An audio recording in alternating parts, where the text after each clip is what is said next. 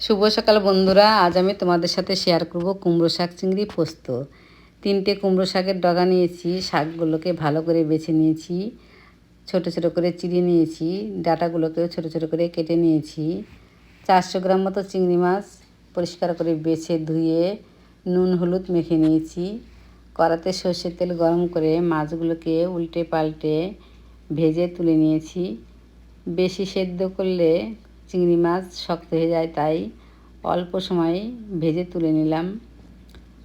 ওই তেলের মধ্যে কালো জিরে আর কাঁচা লঙ্কা চেরা ফোড়ন দিয়ে লম্বা লম্বা করে 2-3টে আলু কেটে ভালো করে ধুয়ে কষিয়ে নিয়েছি।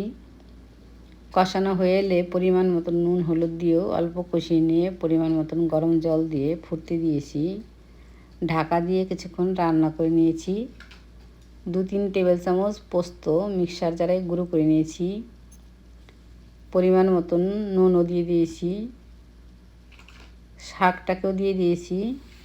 আলু আর শাকটা সেদ্ধ হয়ে এলে চিংড়ি মাছটাকেও দিয়ে দিয়েছি। সব কিছু ভালোভাবে সেদ্ধ হয়ে গেলে পোস্ত গুঁড়োটাকে দিয়ে একটু ফুটিয়ে নামিয়ে নিয়েছি। তাহলেই রেডি আমার দারুণ স্বাদের কুমড়ো শাক চিংড়ি পোস্ত।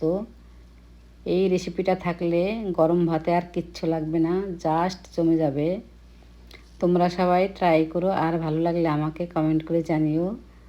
তোমাদের ভালো ভালো কমেন্ট দেখে আমি রান্না করার উৎসাহ পাই। এরপরে নিয়ে আসবো অন্য কোনো ভিডিও। তোমরা সবাই সাথে থেকো, পাশে থেকো। আজ এখানেই শেষ করছি। সবাইকে অসংখ্য ধন্যবাদ আমার রান্নার এত প্রশংসা করার জন্য। Tata, bye bye.